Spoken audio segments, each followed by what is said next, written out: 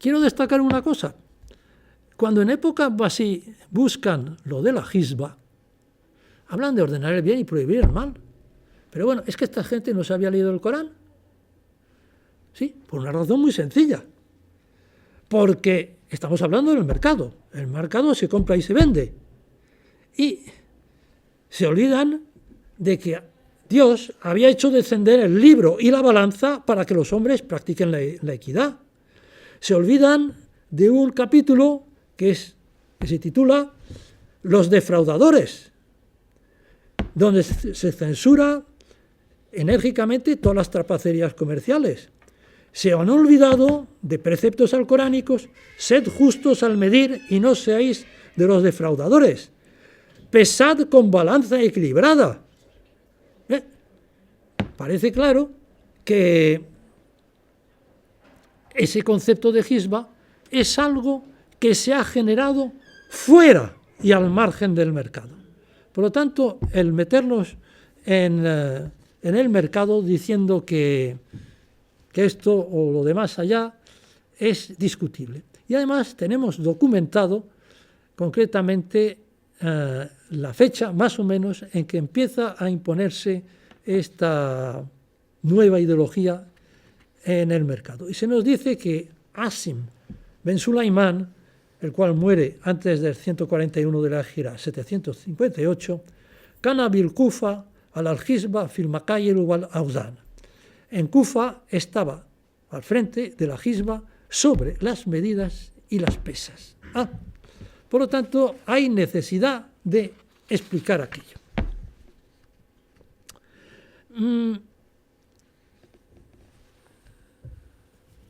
Vamos a saltarnos porque no quiero. Una cosa importante, evidentemente, es el precio. Y el precio, nosotros estamos acostumbrados al precio fijo, precio que está encima de una etiqueta. Eso obviamente está muy bien, pero el precio fijo, ¿están ustedes agarrados? El precio fijo no se inventa en Europa hasta finales del siglo XVIII. Entonces, ¿qué pasa? ¿Antes del siglo XVIII no ha habido precio? Sí, pero todos los precios han sido hechos de otra manera. Como dicen nuestros fueros o nuestras ordenanzas, son precios igualados, son precios concertados, son precios discutidos, son precios consensuados. ¿Cuánto da usted? ¿Cuánto quiere usted?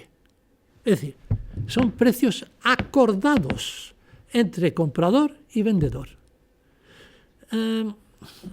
Esto, obviamente, les suena a algo, les va a sonar a regateo.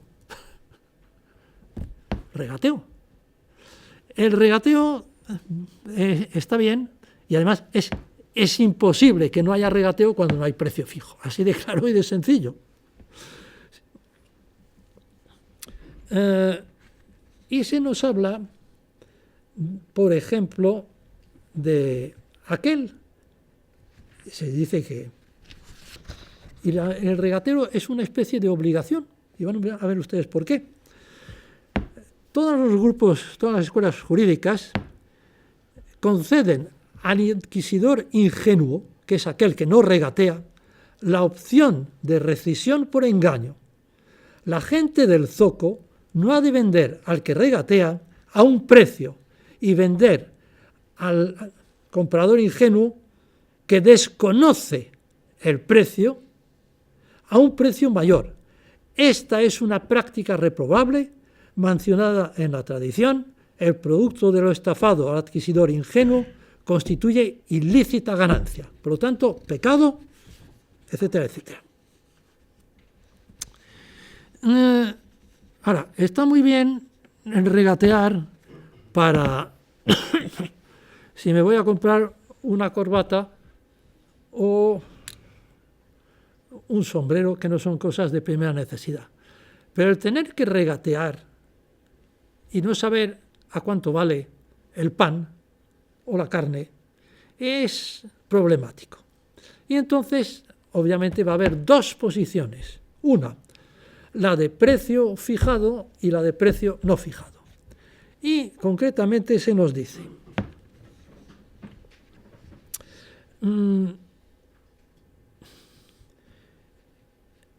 que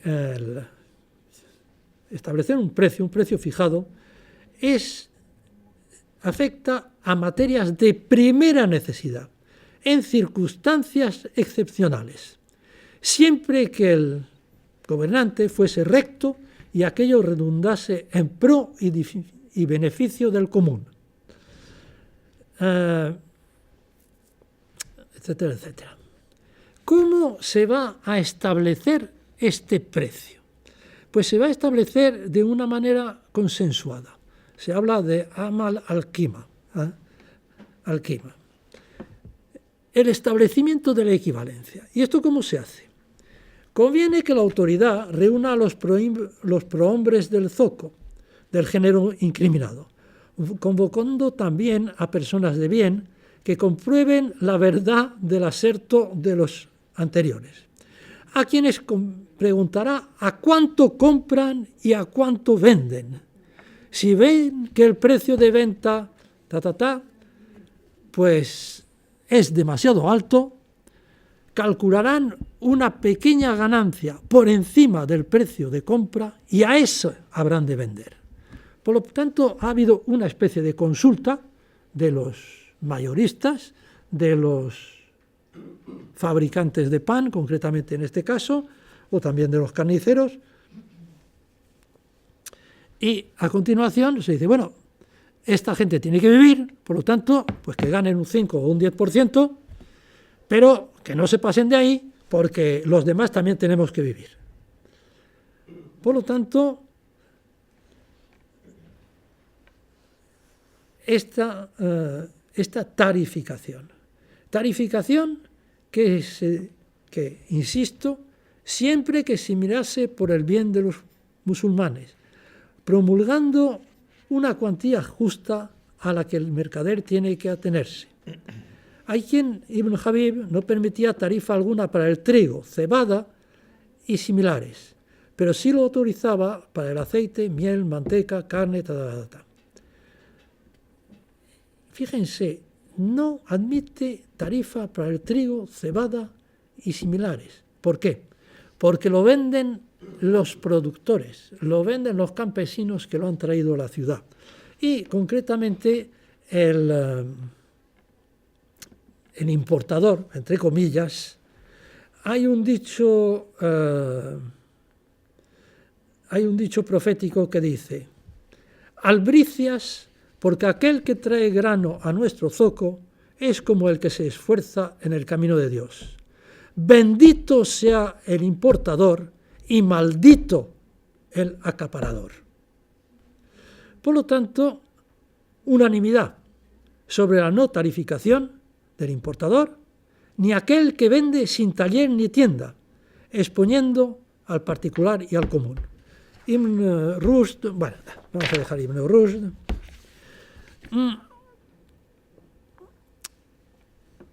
En Al-Ándalus tenemos una suerte, entre comillas, desde el punto de vista del historiador, y es el hecho de que convivieron, mal que bien, pero convivieron dos culturas, una la árabo-musulmana y otra la cristiana del norte. Pues bien, obviamente la cultura andalusí era una cultura urbana, subrayo lo de urbana, mientras que la cultura de Asturias era una cultura rural. Por lo tanto, en cuestión de arado y cuestiones rurales estaban muy al tanto y no necesitaban importarlo de nadie. En cuestiones urbanas sí necesitaban un modelo. Y este modelo lo van a traer concretamente los que conocen otro sistema. España cambió mucho cuando los españolitos empezaron a salir de la España de Franco y salieron afuera. Y entonces, como salieron afuera, pues vieron otras cosas. Y al volver decían, oiga, ¿y por qué no se cambia esto? ¿Y por qué no hacemos esto? ¿Y por qué no hacemos lo otro? Pues exactamente lo mismo va a ocurrir en la España cristiana. Han llegado unos señores, los cristianos que estaban en Al-Ándalus, que van a emigrar al norte. Y ahí van a ser mozárabes. ¿Mozárabe qué significa? Los arabizados. los arabizados, ¿y qué es lo que van a traer? Pues lo que han visto. Y obviamente van a traer lo último. Y lo último en materia económico-social es un funcionario que se ocupe del mercado. Y aparece el término zabazaures, que es el zabazoque, en el Fuero de León de 1020. No está mal. Y es que además resulta que los fueros, que se escalonan desde el finales del siglo XI, X-XI, hasta el siglo XIII, van a seguir la misma terminología que se utiliza en Al-Ándalus. Hemos visto que en Al-Ándalus se había utilizado esencialmente la vieja titulatura omeya, sahibasuk, zabazoque. Pero el término de zabazoque va a desaparecer paulatinamente a partir del siglo XII. Y vaya pícara casualidad. ¿Qué es lo que aparece en todos los fueros? El término muhtasib, el término almotacén. Es decir, tenemos una copia que va inclusive a lo del término. Y entonces lo de almotacén lo tienen ustedes prácticamente en todos los fueros, sean de la zona portuguesa, sean de la zona castellana, sean de la zona de la Corona de Aragón. Ya hablaremos de ello. Pero primero vamos a ver quién era el almotacén andalusí.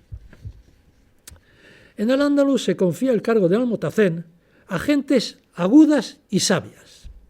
Lo habitual y acostumbrado es que el almotacén vaya personalmente, cabalgando por los zocos, acompañado por sus auxiliares, de los que uno lleva la balanza con la que pesa el pan, porque el pan tiene entre los andaluces un peso conocido. A un cuarto de dirham le corresponde un pan con un peso determinado, y lo mismo para un ochavo de dirham. Esto es de público provecho, ya que el comprador puede enviar a comprar a un niño pequeño o a una esclava, en igualdad de condiciones con el versado en el conocimiento de los pesos respecto a lo que pagan en el zoco. Lo mismo ocurre con la carne, sobre la que se coloca un cartel con su precio. El tablajero no se atreve a vender saliéndose de lo fijado en la tarifa, porque apenas éste sospecha que encubre algún fraude, envía disimuladamente a un niño o una niña para que le compre.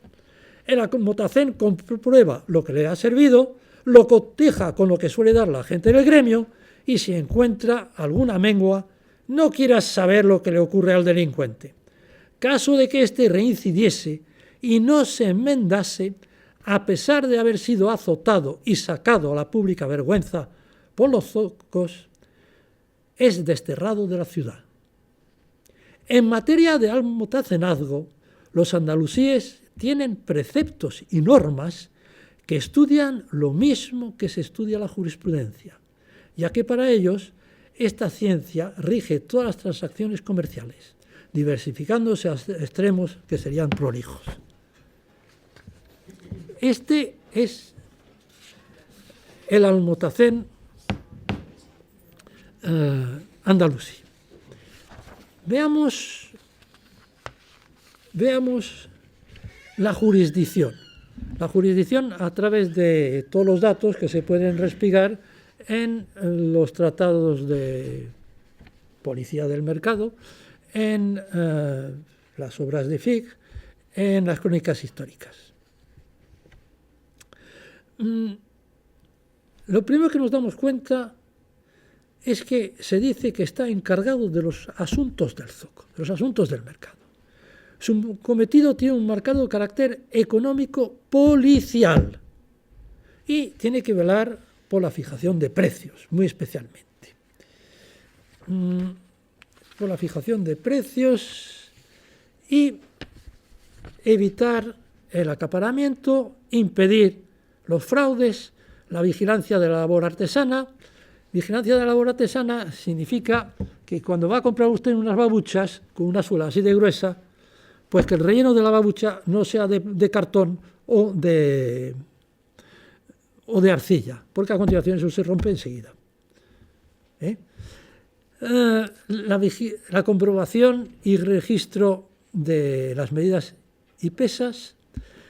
El almotacén obviamente no puede saber de todo y por lo tanto va a nombrar un fiel que es palabra castellana, un alamín, que es la palabra árabe, al frente de cada oficio.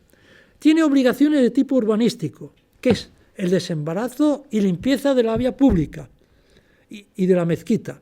Derribará las tiendas y los tenderetes y los escaparates que estorben el paso. Va a cobrar unos derechos del mercado a los vendedores. Y además, una cosa que es interesante, es sumamente frecuente que una misma persona cumule el control del mercado y que sea al mismo tiempo el jefe de policía. ¿Ah? Es decir, lo del mercado no es una cosa moral, lo del mercado es una cosa policial.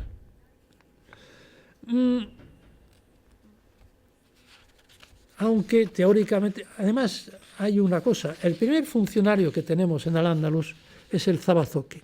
Y en época del emir Abderrahmán II, el emir Abderrahmán II considera que ya lo de sus antepasados le viene pequeño, que es poco prestigioso, y entonces organiza la etiqueta cortesana y, aparte de organizar la etiqueta cortesana, va a dividir la jurisdicción del señor del mercado y la va a desgajar en dos. Una, el jefe de policía, y otra, el señor del mercado. Es decir, va a deslindar las dos cosas. Deslindar las dos cosas porque, evidentemente, en un principio, lo importante es el zoco, porque no se equivoquen ustedes. El zabazoque no solo se ocupa del zoco, se ocupa del zoco en sentido amplio. Ya hemos visto que llega hasta las puertas de la ciudad. Es decir, las calles le pertenecen al zabazoque. Y además hay una cosa que conviene destacar. El mundo árabo-musulmán es un mundo confesional. Y entonces hay unos edificios que son públicos sí, pero reservados. La mezquita es el lugar de reunión. ¿De quién? De los musulmanes. Ah, el no musulmán no. Por lo tanto, ¿cuál es el único lugar público? El único lugar público son las calles y los zocos. Porque se dice que no se puede impedir el paso a nadie. Y es de lógica, si viene un comerciante, porque sea maoísta, taoísta o budista, no le voy a decir que no entre para venderme, me interesa. Por lo tanto, el único lugar público, realmente público de la ciudad musulmana, tradicional, es el zoco. Y las calles que llevan al zoco, que llevan y que salen del zoco. Hemos insistido en que no quieras saber lo que le ocurre al que defrauda. Pues bien, ¿qué penas se les puede imponer al que defrauda? Al que defrauda se le puede imponer unas penas que podríamos llamar económicas. Trocear o verter el género fraudulento. Es decir, si el pan no tiene el peso, debe pesar 1 kilo, no que pesa 1 kilo. Se lo parto en 2 trocitos. ¡Hala! Véndalo usted ahora, en 2 o en 3 trocitos. Y si venden la leche aguada, pues tiramos la leche. Por lo tanto, es una pena económica. La multa y lo que podríamos llamar la retirada de la licencia de negocio. Le cierran la tienda. Usted no puede vender más. Y ya, en última instancia, expulsarle del zoco. Corporales. Las penas corporales abarcan la fustigación, pena de azotes, y la prisión. En la fustigación se suele hacer con el paseo infamante, lo que Cervantes decía, con chilladores por delante y embaramiento por detrás. Es decir, le montan a uno normalmente mirando la cola, por derisión, le ponen un gorro ridículo, con campanillas, colas de mono, de zorro, etcétera, etcétera, y le van arreando.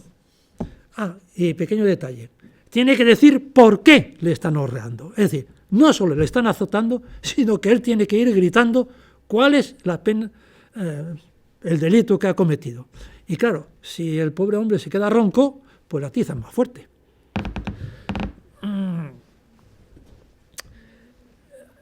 Asácati, que es un honrado malagueño de finales del siglo XII, principios del XIII, decía que para la primera infracción bastaba con el reproche y el apercibimiento. La segunda, la prisión y la amenaza. Naturalmente, la pérdida del género fraudulento. Y la pena de azotes era con mucho la más frecuente. Y en Asácati tenemos una anécdota genial en la cual en el baño ve a uno que tiene unos callos en la espalda. Y dice, oiga, ¿y usted por qué tiene esos callos? Y dice, no, es que es muy sencillo. Es que me han azotado muchas veces. ¿Me han azotado usted muchas veces hasta hacerle callos? Sí, porque como tengo la espalda tan dura, me alquilo muy bien. Me alquilo muy bien porque cuando trabajo por alguien y el defrauda, el roba, a continuación me dice, no, si ha sido este. Y a mí me dan unos azotes, y claro, como me dan en la chepa que la tengo forrada, me da lo mismo. Dice, cuando supe aquello, no le impuse pena de azotes, le metí en la cárcel, que le dolió más.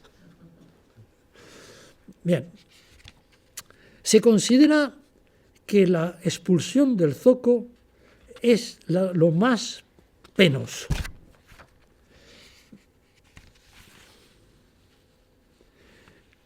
He hablado de los fueros, y en los fueros aparece el almotacén. ¿Y qué nos dice?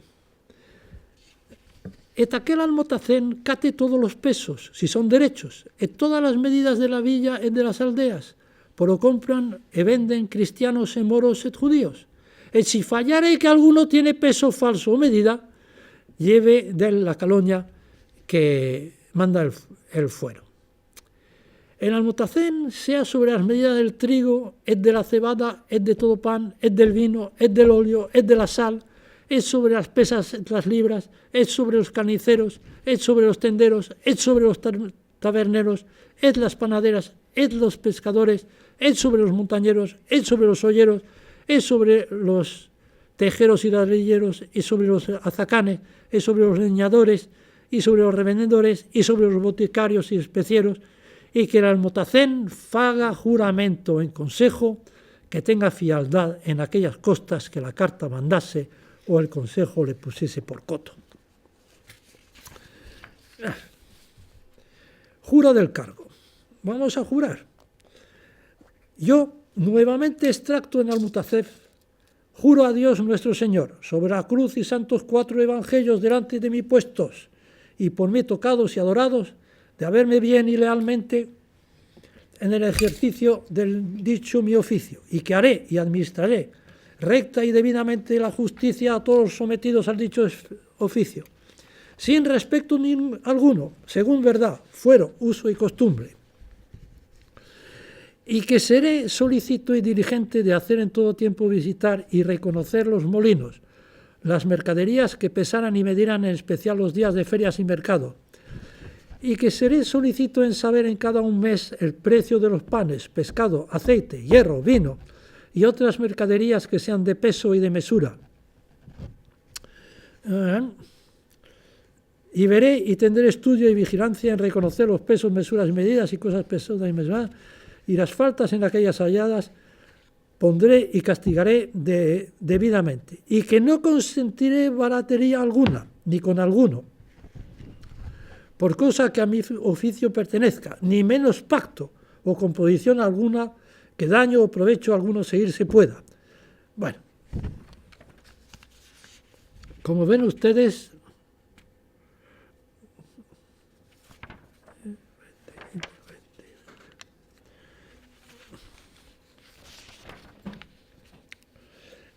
hay una cosa importante, y es que ¿cómo ejerce el almotacén?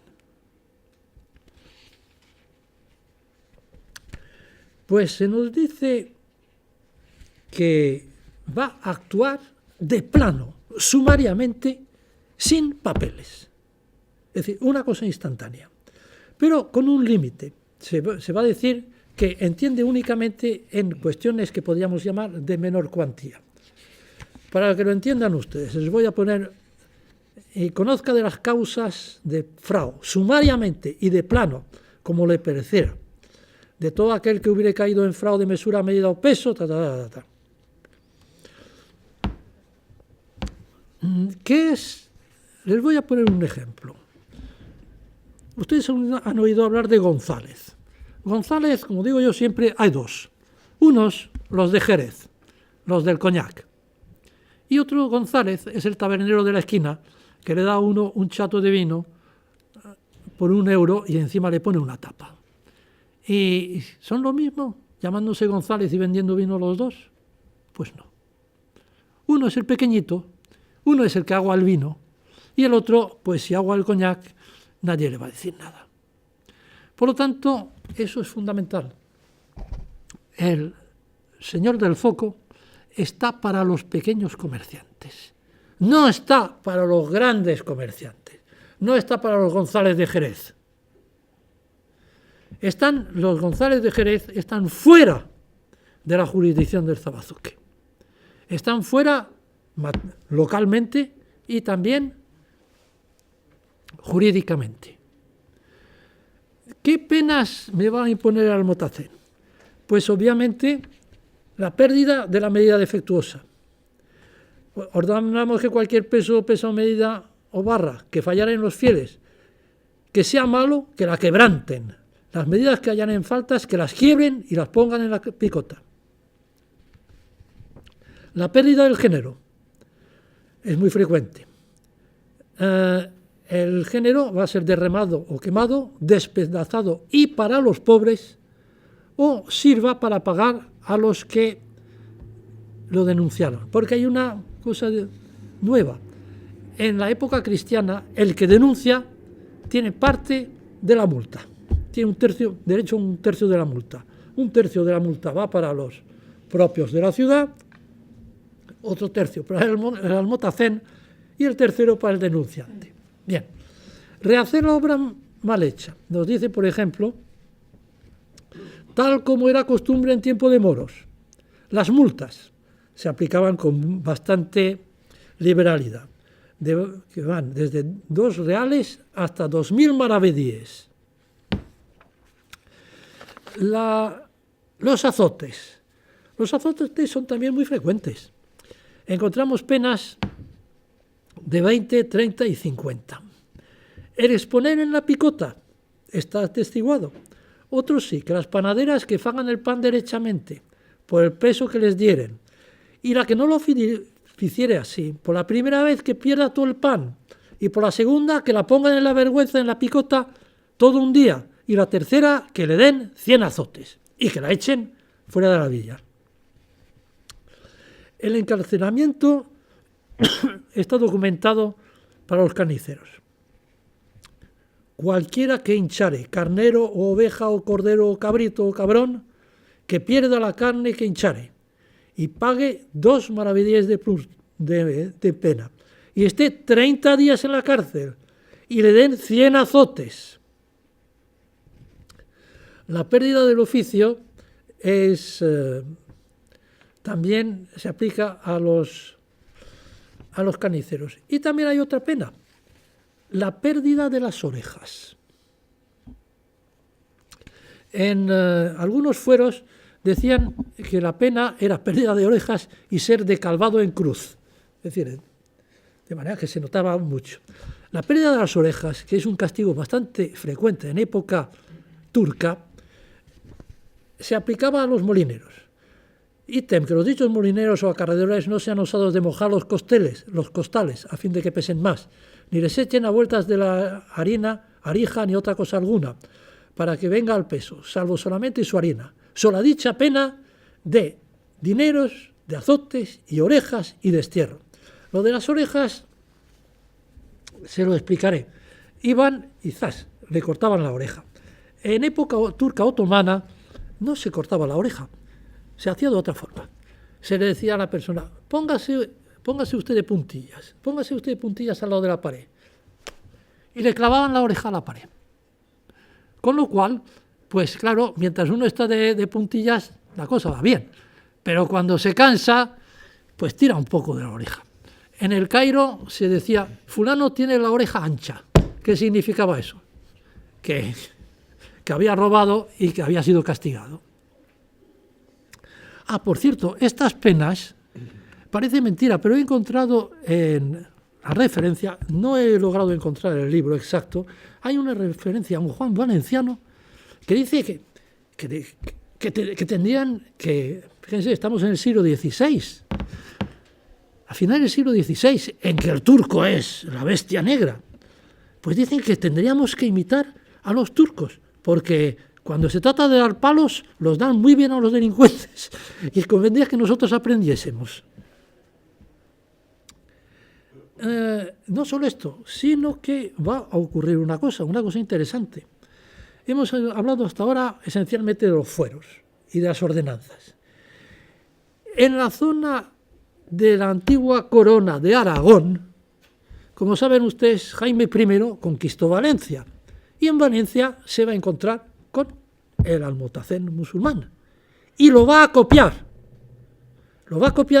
y lo va a transponer a todo el reino de Aragón, con una transcripción que es mucho más cercana al árabe que la castellana, Mustasaf. Y entonces se nos dice, de 1238, pro juratorum pro bonum minum et universitatis activitatis Valencia fuit coram nobis expositum, quod antiquitus a tempore conquiste citra fuit consuetutum in ipsa civitate, quod Mustasafus sumarie de plano non recepta inscripti petitione. Es decir, está copiando el Almotacén precristiano. Y este Almotacén precristiano pues va a ser el modelo que va a extender. Es más, cuando los barceloneses, porque se les ha extendido el cargo allí, quieren saber cómo funciona, escriben notarialmente a los valencianos diciendo, oiga, ustedes tienen un libro de Almotazafía, por favor, dennos traslado. Y el libro del Mustasaf de Barcelona es un traslado del Mustasaf valenciano. Cuando digo que es un trasfondo, un traslado, es así. Y es sumamente curioso. Si miran ustedes un mapa, se va a encontrar ustedes con que hay libros del Mustasaf en Albalat, en Alcira, en Barcelona, en Cati, en la villa de Cullera, en Eivissa, en Elche, en Igualada, en Juneda, en Mallorca, en Montblanc, en Murcia, en Onil, en Pollenza, en Rubí, en Selva del Camp, en Puigcerda, en Solsona, en Vich. Es decir, todo, absolutamente todo, la Corona de Aragón está incluida en ello. Esto es más o menos hasta finales del siglo XVII, principios del siglo XVIII, porque en esta época hay una evolución y entonces podríamos decir que se transforma en funcionario, en un funcionario estatal, y entonces estamos en vísperas de que aparezcan los amigos del país y se escriben unos manuales para el Almotacén, para que sepan en qué consiste su oficio. Y es el claro y lúcido espejo de Almutazafes, el libro de Almutazafes, Lib de l'Ofici de l'Almutazafía, Almotacén o fiel de la medida y peso, capitol per lo exercici de la jurisdicción del Magnific, alivio de Almutazafes, ordenanzas de Almotazanes, formulario que servirá de fiel, instrucción de fieles almotacenes, discurso con un tratado del Tribunal de Repeso y Almotacén, instrucción popular, etcétera, etcétera. Y aquí nos encontramos con dos cosas. Habíamos hablado de lo interesante que era la fiscalidad, y muchos de estos tratados son unas tablas. ¿Unas tablas? ¿De qué? Pues unas tablas en las cuales dice, valiendo la harina de trigo, la arroba de harina de trigo a tanto, salen tantos kilos de pan y que se han de vender a tanto. Y para facilitar las cosas, están todas las fracciones posibles del peso de la harina y de a cuánto se ha de vender el pan, y de a cuánto se ha de vender el aceite, etcétera, etcétera. Es decir, son unas tablas para facilitar el trabajo del almotacén. También hemos dicho que el almotacén tenía el control de pesas y medidas. Control de pesas y medidas, y entonces en alguno de estas instrucciones pues va a haber normas a cómo se deben de fabricar las medidas. Las medidas deben tener esta medida y se deben hacer de esta forma, y la boca debe ser estrecha, y las balanzas tendrán que tener los brazos largos, pero no tanto que sean flexibles, tendrán que tener un fiel en medio, los platillos tendrán que ser de esto y de lo otro. Es decir, estamos yendo a la esencia primera del cargo del funcionario del zoco. ¿A cuánto se ha de vender y qué es lo que se ha de utilizar? Bien, el almotacén, mi amigo el almotacén, como digo yo, pues lo tenían ustedes cuando menos vivito y coleando, mal, pero todavía en las oficinas del repeso, en los mercados. Jurídicamente, el cargo de almotacén desaparece entre el 1917 y veintitantos, en que se transforma, en que se llama fiel. Pero, y quizás sea una novedad, las ciencias adelantan que es una barbaridad, ahora resulta que almotacén está otra vez de moda. Y entonces diversas personas se proclaman o se firman almotacén. Concretamente, almotacén, revista RTV para Canal Sur, Almotazaf, artesanía en Teruel. Lo de Almotazaf ha pasado a la América hispana, y lo tienen ustedes en México, en Bolivia, en Colombia, en Perú, en Venezuela, y es frecuentísimo su uso. Tienen ustedes Almotacén, revista de la Escuela de Seguridad Pública de Andalucía. Tienen ustedes Almotacén de Teruel. En 2007, Juan Portet era cónsul Mustasaf de la Cofradía del Bacalao. Hay gente que me confunde el almotacén, y yo es que a lo mejor es que lo he entendido mal, con un proceso fisiológico. El Ciruelax es un laxante que te puede causar diarrea, incluso cólico abdominal. Esto debe mucho al metabolismo de cada persona, pero su efecto laxante es muy corto. Cuando es con tu almotacén, SIC, desaparecerá. Si esto no ocurre, es probable que sea una infección gastrointestinal. Según Pablo Conde Soladana, todos deberíamos tener un contraste, un almotacén de la conducta, con el que comparar el peso y medida de cada cual. Eso en España. En la otra orilla, en Marruecos, hay una ley del almotacén. Hay un Zahir Sharif de 1982 que al-Mutakallim bi-Ikhtisadat al-Muhtasib, y que pretende resucitar el almotacén. Bueno, lo de resucitar el almotacén era una cortina de humo, porque en aquel momento se estaba empezando a poner de moda asesinar a Sadat derrocar a... Sí, Sadat fue asesinado por unas gentes que en su juicio se justificaron que lo habían hecho por cumpliendo el mandato alcoránico de ordenar el bien y prohibir el mal. Y como Sadat obviamente no era un buen musulmán, sino que era un ateo, etcétera, etcétera, pues que lo habían asesinado y que no se les podía juzgar. Bien, el camarada Hassan II, viendo las barbas de su vecino arder, pues decidió que convenía resucitar el cargo de Mustasaf. Bueno, se resucitó en el Boletín Oficial del Estado. No lo busquen ustedes porque no lo van a encontrar, ¿eh? Yo lo he buscado y no lo he encontrado. Bueno, y si alguno está todavía vivo y quisiera hacer alguna pregunta, pues si puedo contestaré. Pero no hace referencia en ningún momento a la esclavitud.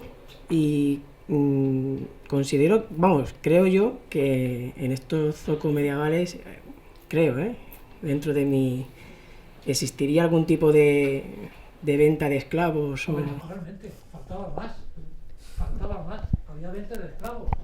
Pero claro, la venta de esclavos, ¿usted recuerda lo de hacer el casco? Pues se hacía el casco con las esclavas. Y entonces, concretamente en As-Sakati, y en su antepasado Ibn Butlan es un honrado médico nestoriano cristiano procedente de Bagdad, bla, bla, bla. Este es un médico. Y entonces hay tratados sobre las tachas y los vicios de los esclavos. Y se dice, por ejemplo, antes de comprar un esclavo, hombre, hágalo usted caminar a ver si está cojo. Ábrale usted la boca a ver qué tal tiene los dientes. Fíjese en el color de la córnea, etcétera, etcétera. Pálpele el hígado a ver si le duele. Y para las señoras, obviamente lo que hace falta es maquillar. Y entonces, ¿qué es lo que hace falta? ¿Cómo se tiñe el pelo? Si es peluda, ¿cómo la depilamos? Si tiene un color un poco así feillo, ¿cómo mejoramos el color? ¿Cómo le blanqueamos los dientes? ¿Cómo?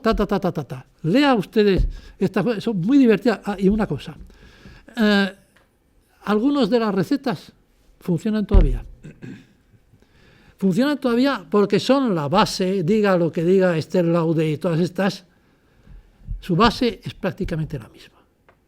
Es decir, cuando se refiere a productos naturales, funcionan. Esos productos naturales funcionan como depilatorios, como para quitar los padrastros, para suavizar la piel, etcétera, etcétera. Pero no soy tratante de esclavos, ¿eh? Ahora bien, si quiere usted, puedo decir una cosa. Aquel que haya conseguido vamos a ver, el mundo árabo-musulmán es un mundo, no diré que machista, pero el cual los hombres son los que son. Y entonces, obviamente, pues quitando los heterosexuales, quitando los homosexuales, uno prefiere a alguien de sexo opuesto. Por lo tanto, van a cotizarse más las mujeres que los hombres. No cualquier mujer, porque los tratados, los formularios notariales distinguen perfectamente entre la asistenta, la que limpia, la mujer de la limpieza, con la cual ningún hombre se acostaría, que vale muy baratita. En cambio, aquella que a los 7 u 8 años ha sido cogida entre los de madre Kutama y de padre Sanjaya, está refiriendo a la zona de Marruecos, las bereberes son preciosas. Que haya sido llevada a Medina, donde ha aprendido el buen hablar y el bel canto, y a Bagdad, esa es que vamos, no tiene límite. Igual que las modelos actuales cobran miles de millones por desfilar, pues aquellas cobraban, se pagaban por ellas cantidades de varias decenas de miles de monedas de oro. No para cualquiera, Claudia Schiffer, Naomi Campbell, las otras no. Pero excepcionalmente, sí. Los hombres no. Hombre, hay también hubo gato por liebre. El vender a un mancebo, que todavía no le ha salido el bigotito, por una chica. Y luego se lleva unas sorpresas. Sí, todo esto le pertenece al Almotaceb. Y otra preguntita al respecto de la esclavitud. Al igual que en el Imperio Romano, ¿la esclavitud fue un sustento a la hora de la expansión? No. ¿No? No. Yo tenía entendido que sí, y yo no sé si... Nada. Le han engañado miserablemente. Le explicaré. En el mundo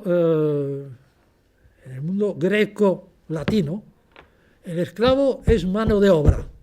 Se utiliza en las minas esencialmente y para el trabajo del campo.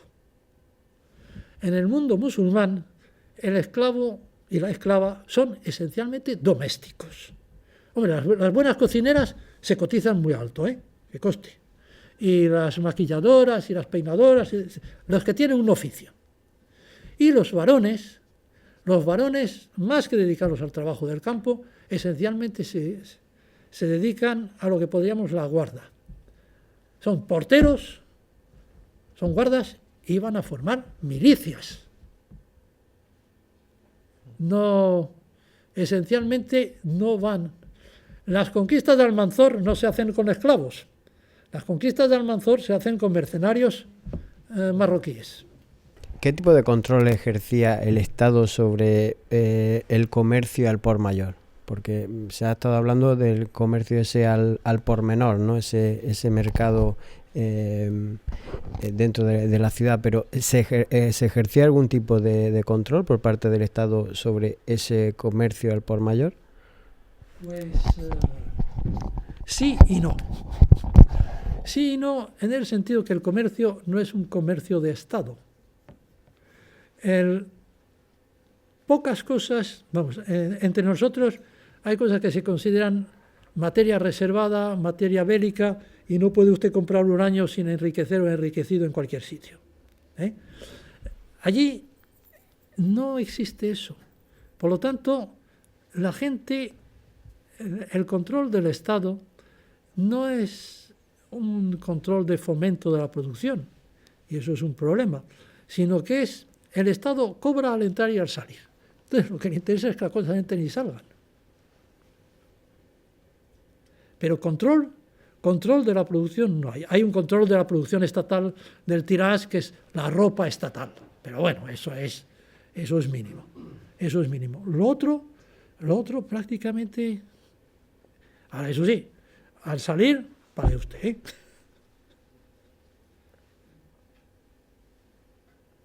Entonces la figura de la mutación lo que hace es beneficiar a los ricos o a los grandes comerciantes en vez de a los pequeños, porque por ejemplo el ejemplo que ha puesto del coñac, si es que en los González de Jerez venden el coñac aguado, nadie lo controla. Sí, si se lo venden, lo controlan los mercados. Usted trate de venderlo aguado y verá la cantidad que le van a comprar. esa es mi pregunta, porque si no lo controla nadie, si lo vende al González del tabernero, luego va a ser él el que va a sufrir ese fraude y va a ser el castigado. Entonces, ¿Sí? Mi pregunta es si esas grandes compañías sí tienen algún control. No. El gran mercader, esto sería... porque nos tenemos que marchar. Pero, en fin, el gran mercader está fuera. Está fuera en todos los ámbitos que puede usted imaginar. Así como el González de la taberna. ¡Ah! Es que el otro es un señor. Es que pertenece a la aristocracia. Es que habla con el gobierno. Es que si le suben los impuestos al tabernero, el tabernero o paga o cierra. Trate usted de subirle los impuestos a González de Jerez y no tengo nada contra. Yo no bebo coñac, o sea que a mí me da lo mismo. Y verá usted lo que pasa. Los grupos de presión, que si yo estoy en contacto con fulanito del Supremo, si esto es anticonstitucional, etcétera, etcétera. Es decir, son dos esferas totalmente distintas. Son esferas totalmente distintas desde el punto de vista cultural, desde el punto de vista político. El González de Jerez, ese está a favor del gobierno. El tabernero, eso ya está por ver. Pues la cultura. No tiene cultura. El tabernero, con todo el respeto para el tabernero, no tiene cultura, no se codea. Nunca ningún tabernero va a entrar en la Real Academia. El de Jerez sí. Es decir, es totalmente distinto, es una visión totalmente distinta. El uno es culto, el uno va a introducir aquí las cifras árabes, va a introducir el uso de la coma, el uso del cero, etcétera, etcétera. Va a introducir cosas que vienen de fuera, productos nuevos. Y va a llevar productos afuera. Entonces es famoso aquello de que yo he llevado higos de Málaga, y higos y pasas a tal sitio, a Siria. De Siria he ido al Irán, del Irán he ido a China, de China he ido al Yemen, del Yemen he ido a Grecia, y de ahí he ido a Alejandría. Ese es el gran mercader, el que mueve fortunas, el que tiene dinero, aquellos de los que tenemos, en algunos casos, cuando menos en el Cairo, en la Mahkama, tenemos las liquidaciones de herencias. Y las liquidaciones de herencias son... Porque no solo es en metálico, no solo es en casas, en inmuebles y en tierras, es en préstamos. Actúa también de banquero. o si prefiere usted, actúa de empresario. Es decir, tanto que estamos hablando de la restricción del crédito, pues el mundo musulmán fue, si no el inventor, cuando menos el que desarrolló, la comandita, que fue lo que permitió a las repúblicas comerciales italianas el despego en el siglo XII-XIII. Yo tengo dinero, pero no tengo ganas de mancharme las manos. Venga, le doy a usted tanto y usted se pringa las manos en un taller y monta el taller y funciona el taller. Y a continuación repartimos las ganancias. El gran mercader es eso, es el que tiene capital que puede prestar. El gran mercader es un señor que puede adelantar, en algunas ocasiones, que puede adelantar el presupuesto anual del Estado. O sea, no es lo mismo, ¿eh? No es lo mismo. De todas maneras, perdón, a mí se me ocurre que desde el punto de vista práctico, no hace falta. Desde el punto de vista práctico, no sé si podía considerarse desde esa perspectiva de que en parte sí se controla y en parte no se controla, el hecho de que normalmente el gran comerciante siempre lo que hace es comerciar al por mayor, no al por menor. Entonces, todos los negocios que se hacen al por mayor pasan por unas estipulaciones, por unos contratos, de los cuales los formularios notariales pues dan cuenta un poco cómo se tienen que realizar. Y esos contratos son documentos que pueden valer ante el juez, ante el cadí. De alguna manera, el cadí sería el que, en caso de denuncia y según determinadas circunstancias, podría actuar un poco supliendo o realizando la función del almotacén a nivel del mercado. No sé si supongo que se pudiera entender desde esa perspectiva también, en el sentido de que el juez, el cadí, puede ahí, digamos, poner un poquito de remedio a los malos usos por parte de los grandes comerciantes, toda vez que responde a una denuncia de un contrato por parte del comprador. Sí y no, porque eso es la teoría. La práctica es que allá van leyes, no quieren reyes. Y allá va el Cádiz en muchos, aparte de los formularios notariales, que son lo que debe hacer, pero no es lo que hace. Y hay bastantes referencias a cadíes que se dejaban comprar. Vamos, en la historia de los cadíes hay todo tipo de historias de gente que se deja comprar, por tanto, los que se dejan influir por los amigos, por las recomendaciones políticas, ¿les suena? Le dicen que, y el hombre va y busca la fórmula para qué, o bien sencillamente pues porque le ha gustado. Porque le ha gustado la demandante que tiene delante. El caso más famoso en la historia es el caso de Phryné en la Grecia, en Atenas. Phryné era una hetaira. Hetaira significa una prostituta de las de 100.000 para arriba, 100.000 para arriba. Alto standing. Y se la acusó de haber insultado y menospreciado a los dioses. Claro, eso era una cosa muy, muy fuerte y entonces en el tribunal pues me la iban a condenar. Pero el abogado de Phryné tuvo una idea genial. ¿Sabe usted cuál? Tiró de la ropa de Phryné. El tribunal contempló la prueba y dijo no al lugar. Bueno, sin llegar a tirar de la ropa y dejar impuribus naturalis, en el mundo musulmán también hay referencias a fulanito que no era insensible a los encantos de...